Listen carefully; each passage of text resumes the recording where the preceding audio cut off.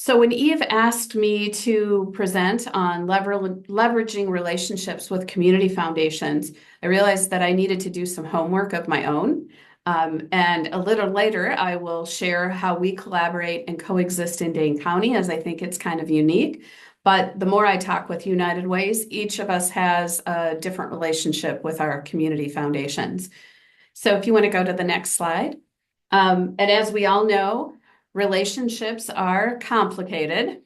So with United Way and Community Foundation, there are also numerous layers of relationships. So how I'm working with my colleagues at the Community Foundation in resource development is different than my coworkers in community impact and our CEOs and on all different levels. So I know that those things aren't all consistent, but hoping that we can figure out some of the common denominators and build from that today. So I'm going to start with a basic definition. The community foundations are grant-making public charities that serve a defined local geographic area to support nonprofits. Donors and fund holders include individuals, families, and businesses. So again, their focus is broad funding for the arts, education, including scholarships, environment, disaster relief, and health and human services. And traditionally, their primary role is endowment building and management. And even as I say all these words, I already know that there seem to be some inconsistencies with how things function here in Dane County, and probably you can see like it's not all encompassed in those statements. And then also we can see that there's some common traits with United Ways in the work that we do.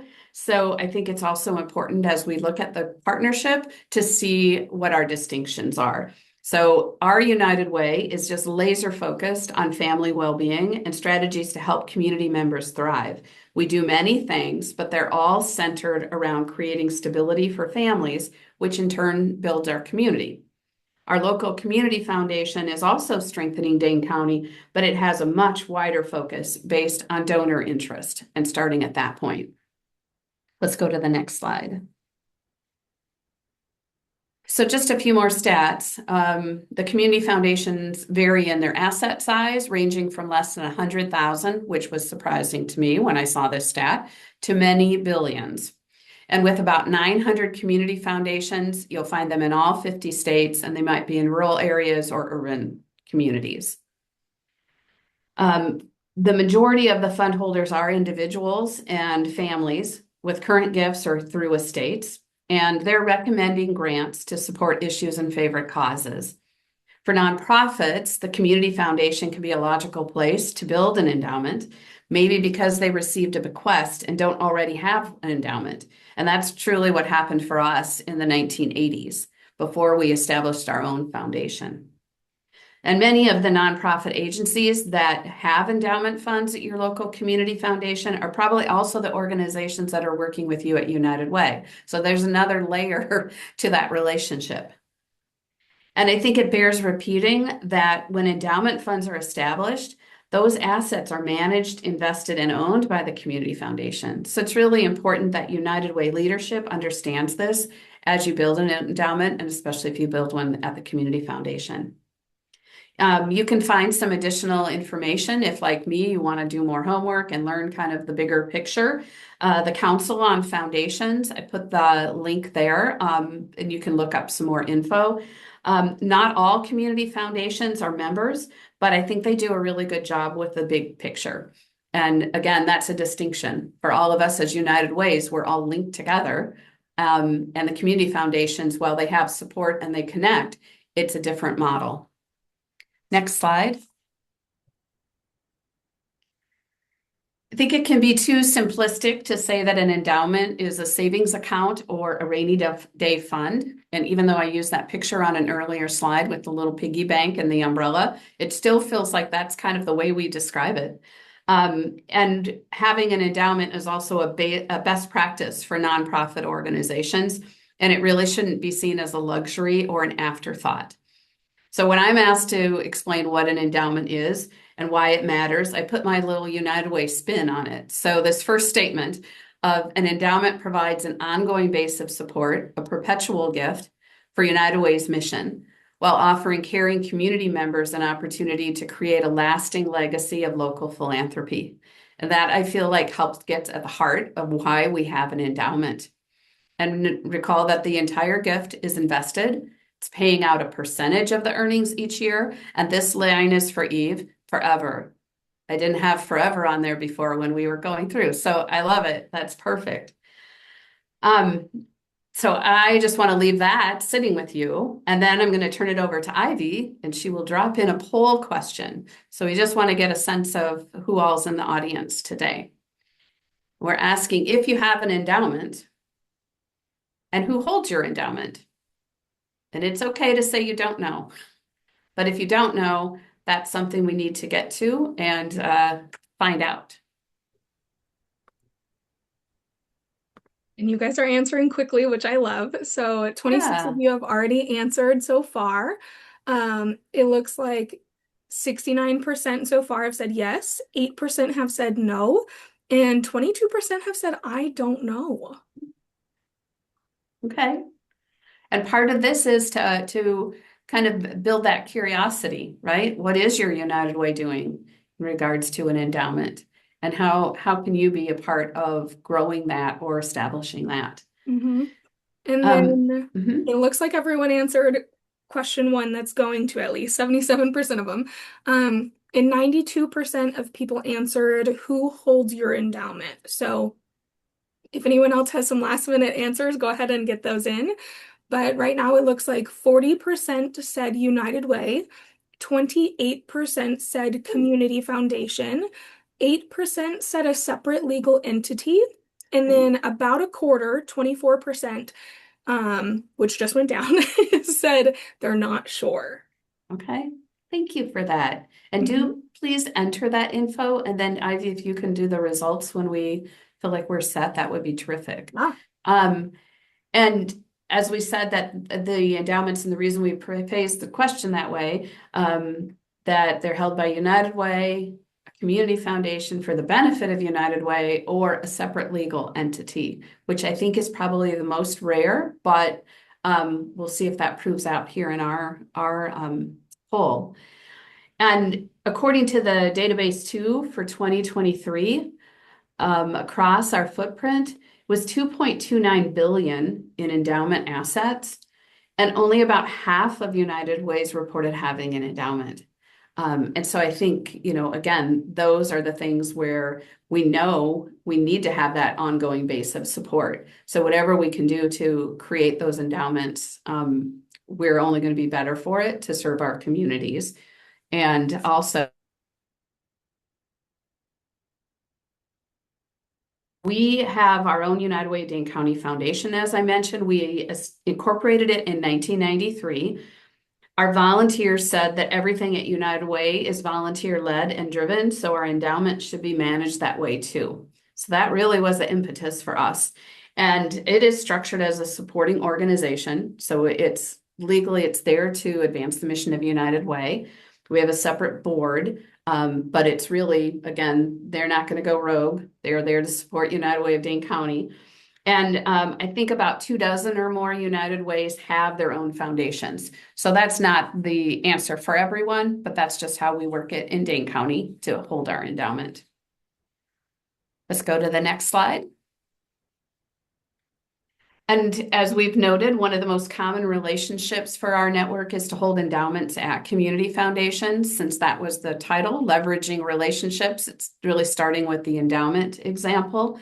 And I know I could point to a number of different United Ways working with community foundations, and no doubt many of you, as we saw in the poll, could talk about this as well, how you hold your endowment there. But for one to elevate, I did reach out to Chase Young at United Way of Central Iowa and Des Moines. And full disclosure, that's where I'm from. So I just always admire their work, but also because I've been intrigued by their relationship with the Community Foundation. I know several staff who've worked for both organizations. And as one of the original Tocqueville Society cities, I feel like this United Way is also a strong fundraiser. So Chase told me that they put more emphasis on endowment work with last year's 40th anniversary for Tocqueville. And the way they described it, it's really held at the Community Foundation, and they meet with United Way donors and prospective donors about legacy gifts. So they meaning the United Way staff. and really emphasize the long-term impact for United Way's mission. They co-brand the materials and they steward the donor relationships. And the brochure sample that we listed here, and I lifted out just that phrase, it's really only one place where they say in collaboration with the Community Foundation of Greater Des Moines. So they have a great working relationship. And I think it's also interesting that you might think that it's something that smaller United Ways do or with a smaller endowment. So here's a larger community, and that's how they're structured, and that's where their endowment is held. And Chase was kind enough to send a PDF of this brochure. So Ivy's going to share that with everyone at some point in time, maybe now. And so just so you have that as another example. And he said he'd be very open if anyone wants to talk about how they work with their community foundation. And if you do reach out to him, I'd just ask that you congratulate him on his wedding earlier this month. So talk about relationships, right? So if we can go to the next slide. And as I mentioned earlier, I would just share a little bit about our connection in Dane County. And then here are some of the ways that United Way of Dane County and the Madison Community Foundation work together. I feel like our relationship has evolved, and admittedly, the lines can feel a little blurry. And oftentimes it feels like our work overlaps because it does, and it is blurry. So we're constantly in this dance of who's doing what in the community and how do we work together. It's definitely a delicate balance of partnership, impact, and fundraising relationships. And I am not going to lie, I have felt that pang when a longtime United Way donor establishes an endowment at the Community Foundation. And so I just have tried to explore the why and how, respecting their decisions, and also then being more motivated to get in front of our donors, right? To have those conversations so that they see the different options available and how they might work with us as well. I think of us in Dane County as siblings. So you can see here that we started when community needs arose. In United Way, we started in 1922 as the Madison Community Union, and we were the 100th in the country. And then the Community Foundation in 1942 with the world at war. And I also want to note that our foundation, as I said earlier, was incorporated in 1993, so several generations later. So really the United Way and Community Foundation kind of getting going in the same eras. The civic leaders who started both organizations actively supported both of them. And that really does continue in large part today. So it's not unusual that a CEO will chair our campaign and then our board and then the Community Foundation board. So we do need to have a good relationship for those community volunteers and the broader community. I always like to say that Madison is a big, small town. People talk, people know each other, and they know our work. So we really have to be good partners in all things. And the money that comes from the Community Foundation for our campaign, you can see here, not a ton, but there are gifts that get designated from individual funds. We also had our United Way of Dane County Foundation Fund before we had our endowment. And then that has been transitioned so that the distributions from it are actually going to a new nonprofit center in our community. And the Goodman brothers were part of the group that started our foundation. So again, it's so intertwined that we just have to keep that going forward and continuing to talk. So we do grant applications occasionally to the Community Foundation. They were our centennial sponsor. So that was a big boost for both of us. It's also been that we're connecting all the time on community boards, for professional groups, for special events in the community.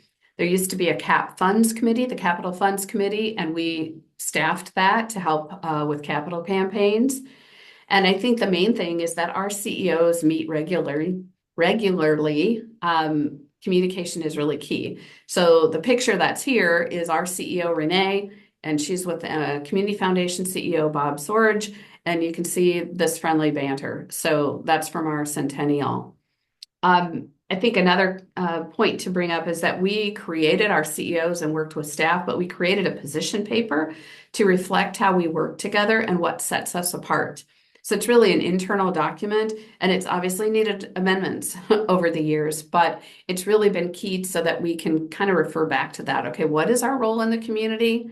how do we augment each other, and how do we keep advancing the community? So I'll just end with a couple of notes here about, again, how can we strengthen the relationships with our community foundations? And recognizing that we're all starting at different points, just pulled together some suggested action items that I hope give each of us some ideas on next steps. So one, just really get to know your community foundation, the people there. How does it function? What is it like when a donor comes to them and wants to get started with a fund or wants to learn more? Have them walk you through that. I think that's really going to be key, and just better understanding. How do they engage donors? What donors do you share in the community, if you will? And then provide updates to them on United Away's work, because when they're advising fund holders, it could very well be that one of the community foundation donors would love to get involved with your early childhood programs or other issues that are dear to them. And I think the more the community foundation staff know what we're doing, the better they're going to be able to talk about United Way and promote what we're doing. And the next and final slide for me. Thank you. Really identify where your missions align or intersect, right? How can they be investing in United Way? How can you work together? Maybe it's inviting them to be part of the workplace campaign, right? They're community members. They might want to participate. You can invite them to do that. Look for grant funding opportunities, and then some sessions that maybe it's informing the broader community, working with the nonprofits or donors on different issues. And, bottom line, build your endowment. If you don't have one, determine how to establish one that's going to be best for your United Way and also meeting donors' needs. If you do already have an endowment fund, and in particular the community foundation, just take a deep dive, really understand how it works and how you can amplify results. And with that, I will make a note to say that community foundation endowments really function as a donor-advised fund. And that's the next topic that we have for today's session. So I'll turn it over to Eve. Great. Thank you, Kristi. Appreciate that. And I'm sure if you have questions, go ahead and put them in the chat and we can go to our Q&A after my portion. So I also want to start with the definition, as Kristi did. What are donor advised funds? I personally think that they're an awesome source of revenue for you. So let's get into that. They are a little bit similar to a savings account, as Kristi mentioned earlier, but donors put money into a fund with an organization, and then they recommend the grants out to charity at a later point. They get immediate tax benefit, even if they don't distribute it for years.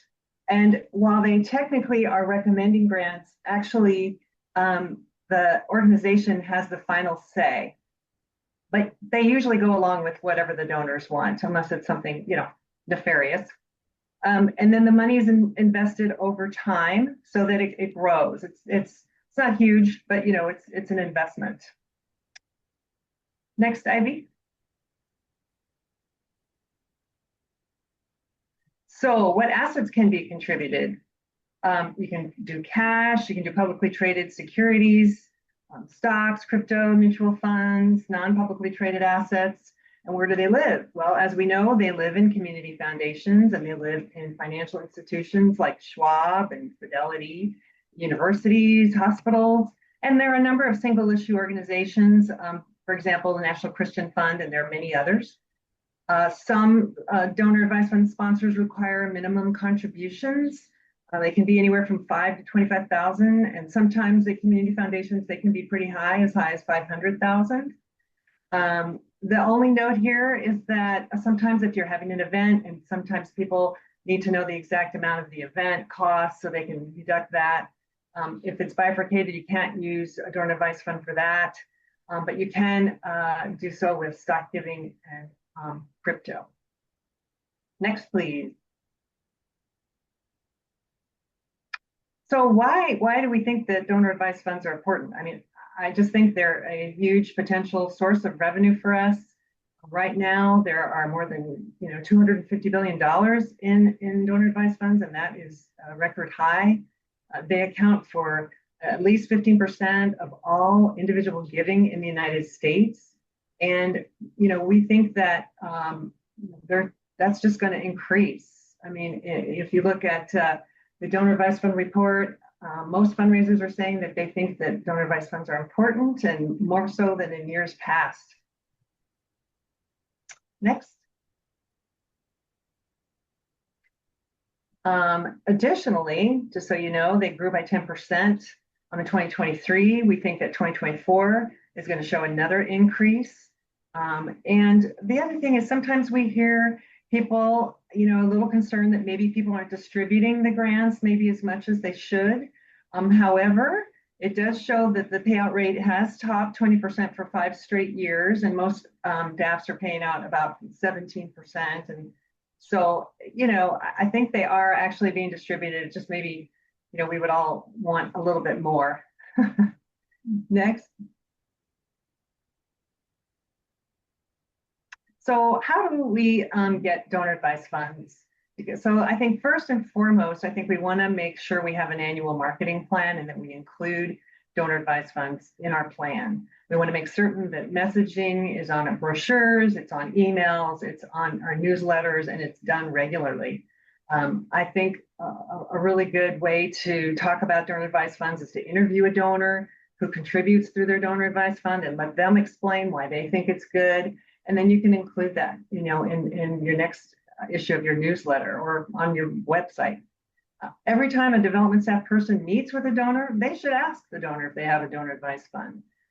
They can talk about how easy it is to give, and it is easy, and that many other donors use this method. And so it's a good talking point. You can just sneak it in there while you're having a conversation with them, because you just never know who has one. Next. And then it's really important, I think, to include it on your website, on your donate page. I mean, it's going to show up as a check to us. It's just the easiest thing to do. So you want to make certain it's included in your giving options.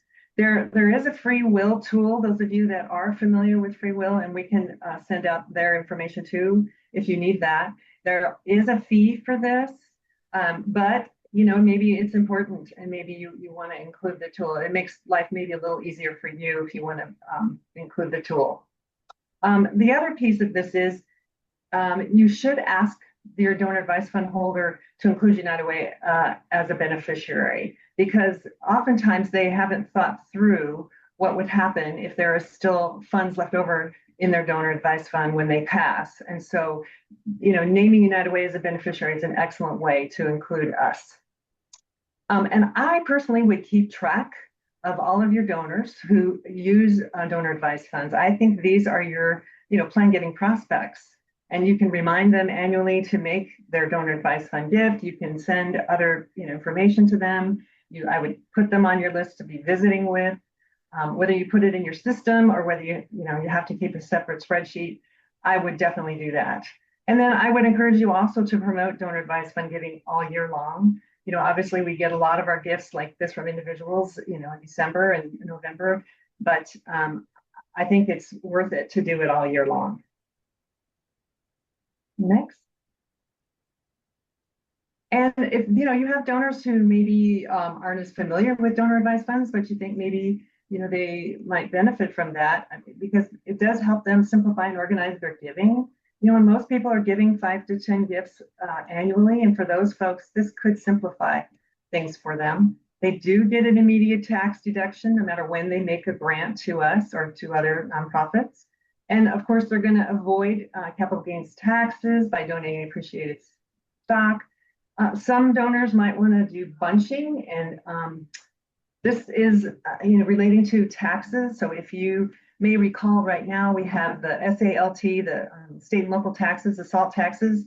I know that's in the bill that's being debated in Congress right now. I don't know what's going to happen, but right now the limit is 10,000, and so that prohibits a lot of people from itemizing, and therefore they're not able to deduct their charitable contributions to us.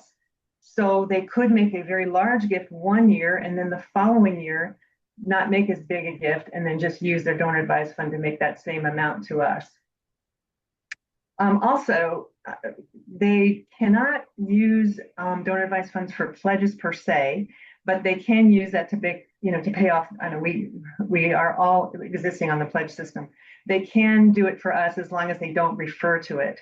Because what will happen is the institution will send us a check with a letter and saying that your donor has recommended this grant. And so as long as they don't say in there, this is a pledge, paying off a pledge, you're okay, tax-wise.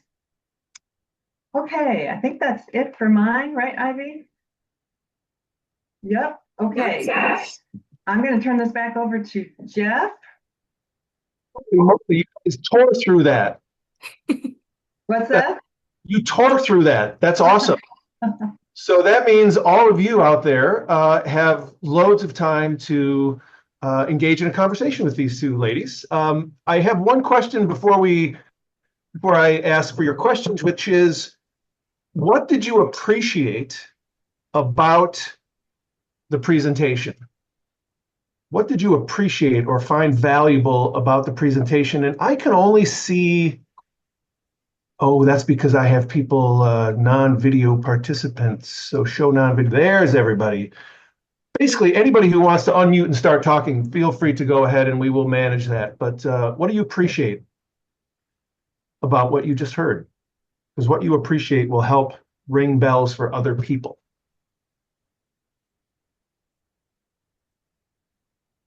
I have something. Thanks, The Scott. fact that y'all mentioned when they're working with the donor advised fund that their letter should state not a pledge but a gift or a grant. I think that's really salient in our world, especially because we still have to use the word pledge. So that's very helpful. Thanks. You bet. Yeah. Okay, great. What else did you guys find helpful? Valuable? Hi.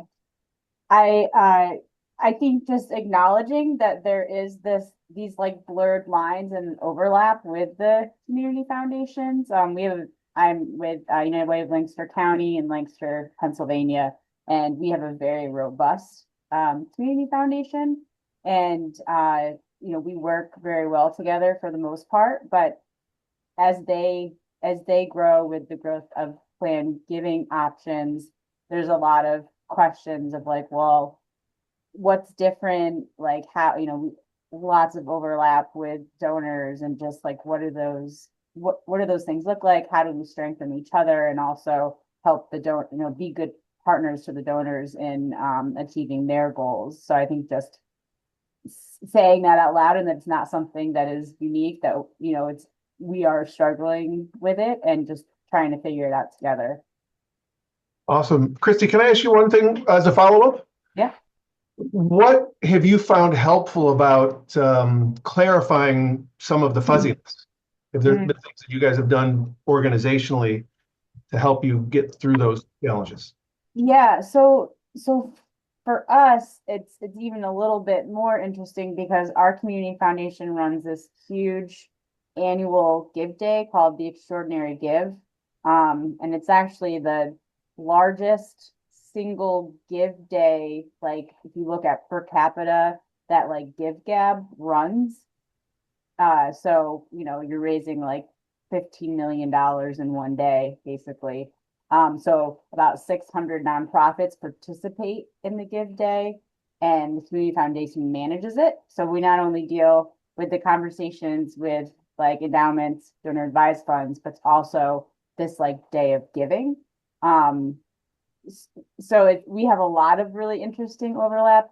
What we've been doing a lot more is because one of our real strengths in the community, especially now with all that's going on in the world and with our nonprofit partners being impacted, some very, very much, is that we're partnering with the Community Foundation, where we've created a coalition where we're helping to ensure that the impact that these financial cuts are having on all of our neighbors are well documented, pulled together, so that we can advocate and say, like, this is the total financial impact in Lancaster County. And we're also partnering on messaging, some news stories. So the Community Foundation and United Way are being seen as like this partnership, and like we can go to you for messaging. How do I talk to my donors about this issue? So we've looked at partnering with them in a lot of other ways outside of the financial end, because we're really still trying to figure out. Yeah. Figuring it out. Well, and one of the big insights there is that building any sort of interconnection in collaborative work builds the intimacy and the trust, which allows you to get to the harder things, which is the money. Right. In Cincinnati, the donors or the volunteers spearheaded it, but I helped them create a collaboration between the community, a specific legal collaboration between the United Way and the Community Foundation, because we had our own $30 million foundation, and there was a lot of mistrust. Yeah. So, and I will put now into the chat, and then I'll get to Benny, just different ways to build trust between the organizations. So I just put in the chat, and I love what you said, Kristi, about just any work, marketing, just a specific day, pick something, anything will help. But then as a facilitator, having conversations where you ask each other, wait, what did I didn't get it all in there. Talking about your gifts. What gift do you bring donors in the community uniquely from each organization? Mm-hmm. What role can you play overall in the community? And then I think maybe the biggest one, that you could bring your complete organizations, or at least the fundraising part at United Way and the Community Foundation people together to have conversations about what are you noticing with donors, with philanthropy generally, with the community. Just sharing notes generally on the bigger picture of the work. And I think those kinds of conversations can go a long way toward building that trust. So with that, Benny, I know you had said something in there, and your name is up in a bigger screen. Do you want to share? I just like that the topics were related. I thought that was great, and appreciate that there was a bit of information on the high level relative relationship between donor advised funds, community foundations, and United Ways. It's just a nice topic. Thank you. Awesome. Yeah, thank you. Larissa said something similar, that important to remember that community foundations, United Way need to work together, that we're amplifying results, as she said. It's a win-win, that relationship. I was going to lift up Amanda's comment as well in building the relationship and partnering with them more than just having your endowment with the community foundation. At Suampara United Way, that's something that we did a lot, was partner with our community foundation.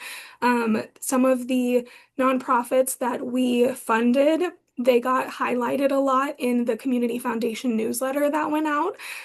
So we partnered there. We also referred a ton of people to our community foundation. I don't know if any of the other United Ways experienced this, but the moment that somebody wants to start a nonprofit, they often called United Way and asked what to do, how to do it, how to get funding. And we almost exclusively referred them over to the community foundation, because for our community impact process, you had to have at least 2 years of reporting behind you to get funded. And so they could go to the community foundation, build that 2 years, get grants through them, all of the things, and then be supported by both of us after that on their 3rd year moving forward. And then we also partnered with them in other aspects. At one point, we had a donut get to know you party with them. One of their employees came over to be our campaign director. And in another instance, I was in charge of our Volunteer United group, and they did scholarships through the Community Foundation. And so some of our volunteers, we set up an event to help them go through all of their scholarship applications to make the process a little bit easier for them. So there are a ton of ways, like Jeffrey mentioned, to just build that relationship up with your community foundation locally. Okay, great. Yeah, thank you, Ivy. Sylvia said that building relationships is important, but I quote, we all spend a lot of time explaining our differences to donors, which sort of gets back to what folks have been saying. Have conversations with each other about how you explain that so you're on the same page. Would be helpful. Amanda, appreciate the co-branding example from Iowa. because they have their own endowment at our local community foundation, but haven't really partnered with them on that. So branding is a great place to start. And I think I've covered most of the things in the chat. So I'll open it up to appreciations or questions. What would help you understand this material better? Or even a better way to put it, what would help you apply any of this material to your world? Again, folks can just start talking.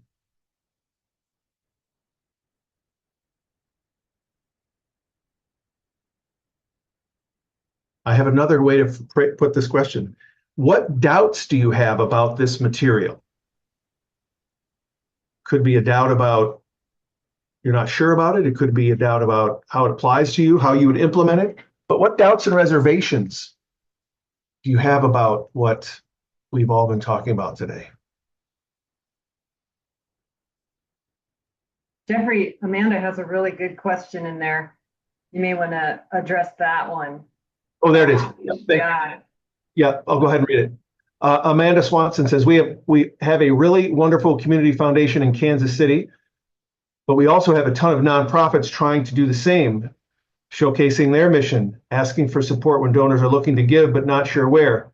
So they try to be a little more hands-off. Any advice? Let me turn that to Eve or Kristi to start, and Bonita will come to you after we do this little circle, but thank you for having your hand up. Eve, do you have thoughts about that?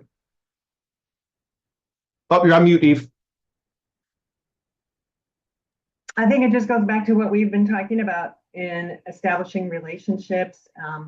It doesn't have to be, high level. It can be certainly people at any level at the organization. And I think it can just be friendly. It doesn't have to be, necessarily professional, but I would just look for any crack, any opening where I could kind of sneak in there and be, unique and let them know what's going on with us. Kristi, I don't know if you have any thoughts. No, I just think, I wonder if there's an approach of looking at the donors who are designating to United Way from the community foundation, right? Are there some advocates who are already involved with both organizations? That might be an angle, not to play them right off of each other, but just more of, are there some other folks who can carry the banner for us, in addition to the relationship building with staff? I know this comes across as a little kind of snooty snoot, but I mean, we are different, right, than other nonprofits, right? United Way's role is a different one, in the same way that the community foundation has that kind of different mantle that they carry. So I just think there could be a couple of angles in that could help with this. And yeah. I know you were asking for everyone else to share what they appreciated, Jeffrey, but I would just say I realize this is making me reflect that sometimes I get a little salty when we talk about our community foundation relationship. So this is helping me seeing everyone's comments about how positive, because it's not that ours is negative, but sometimes my first reaction is and I need to not do that. And this is helping me think of ways to kind of shift my paradigm, if you will. Yeah. I was stunned at the level of mistrust between the organizations, even though everybody loves each other. When it comes down to who's going to get the money, and the basis of all the stuff I do with teams in retreats is it's all about connection before content, right? So just to connect with the community foundation person to person. And even those nonprofits you're talking about, if you're the CEO, if you're not the CEO, you're the head of development, whatever, you're going to have to get approval from somebody above you probably. But just have those conversations and say, what can we as United Way do to help you? That's it, right? And just having a conversation, say, we're not here to take your money. We're here to raise money for everyone. And the more, and this works on teams, it works in marriages, it works everything. I don't want for myself, I want for you, ends up bringing more back to you. Because then when that nonprofit needs help, they will come to you and say, oh, wow, can you do X, Y, and Z? Next thing you know, you're holding the money, or the donor advised funds, the foundation, and then they give back to you, gives back to the rising tide will help. Bonita, thank you for being patient, and you're on mute. Thank you. And I just wanted to know if you could just redefine for me the difference between a donor advised fund and a family foundation, as Kristi? opposed to a community foundation. Kristi, do you want to take that one? Or Eve? Sure. So a donor advised fund, and the difference between donor advised fund and a family foundation is required to distribute at least 5% annually. And also it is onerous to set up. Mm-hmm. You have to engage an attorney. You have to file a lot of paperwork annually. A donor advised fund is much simpler for the donor to set up. And in some cases, like with Schwab and some of these others, you're filling out a form online and it probably takes 5 minutes. Yeah. And they will organize everything for you as well. So I think, if you're talking to your donors, that is a much simpler way to go. Unless they have, I'm thinking 5 million plus. I wouldn't. And Jeff, you can comment on this too. I wouldn't entertain a family foundation. It is a lot of work to keep up. And also with the donor advised fund, there is no minimum. There are no requirements, at least now.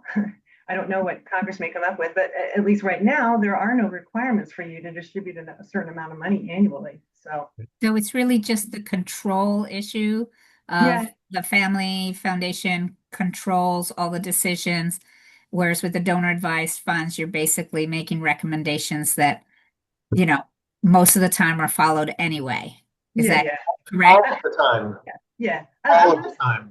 Unless it's something, and I bet you they have it in their policies and procedures, unless it's something like terrorism, I think you're going to be fine. Right. Always. Yeah. Unless it's against morality and public policy kind of thing. Yeah. Honestly, the only reason people there might be some other, like the Gateses and the Buffetts, but your typical person who creates a family foundation wants to pay their family members through the foundation and save more money in taxes that way. Yeah. It's a way to, I don't want to call it laundering money, but I'll call it. Honestly, there's no other reason to do it. True. Please, anybody of your donors who would be offended by that, and they can disabuse me of that notion, but it's a good question though, Bonita. Any other questions? Again, anything that would help you make this real in your world? Or again, just anything that you doubt. When I'm teaching anything, I say, call bullshit on me. You're like, I don't like that. No, I'm not saying call bullshit on Eve, though. I'm sure she can handle it. But just anything that you want to bring up for the good of the cause. And just real quick, while you guys are preparing any final questions that you guys have, in case you need to hop off at the top of the hour, I understand you guys might have back-to-back meetings. I just wanted to say thank you for joining us today. If you still have questions, feel free to keep dropping them in the chat or unmuting yourself, raising your hand, asking them out loud. And I just wanted to let you guys all know that I will make sure to include Jeffrey's comment about how you can partner together in the follow-up email, as well as that PDF from United Way of Central Iowa and the information for mentorship if you're interested in CEO staff mentorship or endowment and planned giving mentorship. As well as the slides and anything else that you guys have questions about and things like that, or resources that pop up in the next 10 minutes or so. But I just wanted to touch base quickly, let you know that even if you have to run, feel free to drop your questions and we'll try to get them in the recording. And then you'll notice that when you do leave, there will be about a 3-question survey at the end. So that's kind of my spiel, and I'll hand it back over for Q&A. Well, you know what, Ivy, I'm just going to throw something in there too, everyone, if you do have to jump off. I want to encourage you to join us on the 22nd of October. That's going to be our next webinar. And I know that's a long ways away, but we wanted to give you all time to get ready for campaign. But I think you're going to be really pleased. It's called I've Got the Appointment, What's Next?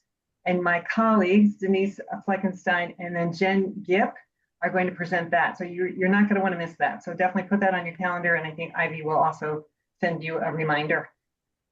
Okay. So, Brittany Dempsey, do you have a question or a comment that would enlighten the group? I promised folks that I would keep people talking, and so you have to bail me out. Oh, I am relatively new fundraiser, so I'm just absorbing all the information I can. Okay, cool. Well, Sylvia is going to help. Thank you, Brittany, for letting me call on you. Sylvia, what do you have for us?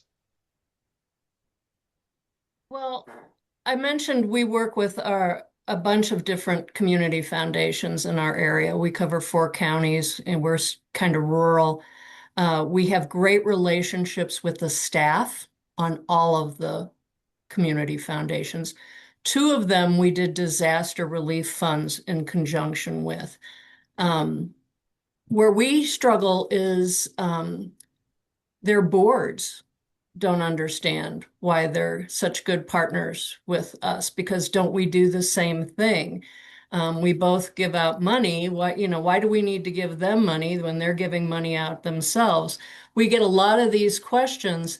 One of the organizations, we invited their board to have their meeting at our office, and I spoke with their board before the meeting started and answered their questions, which I think was helpful. The other board that's nervous about us just doesn't even want to play like that. But I think, again, it goes back to having those conversations and that, and figuring it out. But there is some long-term level of distrust that exists. And I loved that Kristi was honest and said she gets salty because sometimes I'm just like, I don't want to play with them right now. Thank you very much. But you have to, for the good of the community. So, yeah, I don't know that I had a question so much as I just kind of wanted to say that. Yeah. In Cincinnati, the volunteers, and we've got a very tight corporate community, and so they looped back and forth between both foundations, ours and the community foundation. They drove it. The volunteers, the community leadership, they were all on board with everybody working together. We have a big enough staff here, and they had a big enough staff. They never spoke to each other. So they were salty between each other, and then it's their goal. I don't want to give up my donor. I don't want to give up my donor. So on both levels, there should be these, I think, larger conversations, starting with a couple of key people, then invite the teams together, maybe each executive committee of each board, have a conversation and let them get knee to knee and say, and you would ask them, Sylvia or the CEO, what are your fears about you guys? Let them express the fears to each other, because then they're breaking through ice that isn't as professionally hardened, right? It's not their jobs. And it might really be something that sort of cracks things open at that level. So, Yeah. Carol, I wanted to share that as a former United Way CEO, I work closely with the Mental Health Board, local community foundation, and the United Way as the 3 top funders in our county. I explained how they raised money and our differences to help people understand we each invested in our community to support the local nonprofits to fund programs. This relationship between the 3 of us funders made for a very positive partnerships. Carol, any other thoughts about that as you heard it reflected? Yeah, I just wanted to make sure I threw that in there because I know a lot of times the funders may have had differing opinions, right? But when it comes to the community and our investment in the community, I felt like it was important for us to have strong relationships as funders, and then we could better explain to the boards and the people who were making the gifts to our organizations how we work together in tandem to fund programs. So thinking about a homeless program in the county, our United Way may have only invested 10% of their program. And then the Mental Health Board provided 50% and the Community Foundation another 5%. And so together we funded a percentage and they still were responsible for the rest, right? And so it's educating people on how we work together and the different ways that we fund that I think helped elevate that in McHenry County, Illinois, when I was new. And it really, what it did was it built strong relationships amongst the funders. So in the middle of the pandemic, when there was less money available through United Way, we had earned the right and the respect to ask the Mental Health Board to help impact some of the funding gaps that were impacted because of COVID, right? Out of our control. We didn't necessarily want to raise less money, but we did that year. And the Mental Health Board had extra money on hand So they were able to make those investments. And that's how we were able to work together. And that spoke highly to our United Way board. They had no understanding that we could do that type of partnership or relationship. Yeah. Kristi, I saw you nodding, and since you commented before, you're ripe for the pickings. Oh, and you're talking to this Kristi. I didn't realize the other person who called in was Kristi with a Y. Yeah, And when you said Kristi before, I was like, yeah. I know. So just one quick thing before the other Kristi speaks. I don't know if this would help in the moment, Sylvia, but I know in the past, our board and the Community Foundation board, there used to be a seat on those boards that the other organization appointed someone to. And then that ended, and I don't think there was any acrimony. I think they just were like, we have a limited number of spots and we need to, but that I always thought was fascinating, right? Because they're part of the mix. Maybe there are other committees, maybe there are other things that you're just intentional, that you have someone from those other community foundations involved. And again, that takes time, but it was helpful here. And then I'll yield the floor to the other Kristi. That was how our partnership got started, is the swapping of the representatives on each other's board. Kristi Gizmet, what's striking you about all of this? And you might get the last profound word. Oh, geez. No pressure. So I think the way we also look at it, that we're not, there is competition. I'd be lying if I said there isn't, but it's also almost looking at like donors on a spectrum. So it's almost like we can work together, whereas somebody who wants to make a donation and make an impact in their community right now today, they're going to be better served by giving through United Way. Donors who are looking at more of like, the DAFs or endowments, planned giving options, they can make gifts today too, but they're a different kind of donor. But there's also then this kind of where it can be a handoff when you're working with donors, maybe you've been working with for a long time. They're ready to do something more. They're interested in starting a DAF. They're interested in other options. Having that like direct connection. You know what? I would love to set up a meeting between me, you, and Ashlyn at the Community Foundation so that we can talk about that and how you can continue to support United Way through the Community Foundation. And so really having it as more of a partnership than a competition. Yeah. If your donors, if you send somebody to them and they set up a donor advised fund, then they're going to send somebody that's really into environmental charities to you when they see the impact of whatever on the human service world, and you just create this nice. Yeah. With that, we are out of time. Eve, Kristi, would you like to say thank you all for allowing me to stir things up? Eve or Kristi, would you like to say one last headline before we say goodbye? I think I'm good. Thanks, Jeff. Thanks everybody for joining us. And I was just going to add something that Kristi said into the chat, just so that it could sit with you a little bit longer. We can talk about how you can continue to support United Way through the Community Foundation. Just in case anyone wants to take that little quote and start using it in your stuff, I made sure to include it. But otherwise, thank you guys so much for attending today, and we hope to see you at our next one. Thanks, everybody. Have a great rest of your day.